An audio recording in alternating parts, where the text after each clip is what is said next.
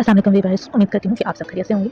मैं आज आप लोगों के लिए चेहरे पे होने वाली छाइयाँ या फ्रेकल्स को दूर करने के लिए एक आसान सी रेमेडी लेकर आई हूँ। उम्मीद करती हूँ कि मेरी बाकी रेमेडीज़ की तरह ये रेमेडी भी आप लोगों को पसंद आई होगी। चलिए देखते हैं कि आज की रेमेडी को बनाने के लिए हमें किन इंग्रीडिएंट्स की ज़रूरत पड़ती है। आज की रेमेडी को बनाने के लिए हमें चाहिए 3 इंग्रीडिएंट। नंबर 1 मलाई, नंबर 2 नींबू का रस और नंबर 3 बादाम की गिरियाँ। चलिए देखते हैं कि आज की रेमेडी को किस तरह से बनाना है। आज की रेमेडी को बनाने के लिए आपने एक मिट्टी की प्याली लेना है और उसके अंदर आपने 1 टीस्पून मलाई ले लेना है और 5-6 कतरे नींबू के रस के शामिल कीजिए और 3 कतरे आपने 3 गिरियाँ आपने लेनी है बादाम की और उसको पीस कर आपने इसके अंदर शामिल कर देना है। और इसके बाद इसका एक अच्छा सा लेप बन जाएगा, पेस्ट बन जाएगा मास्क की तरह से। तो इस पेस्ट को आपने अपने चेहरे के ऊपर रात को सोते टाइम लगाना है।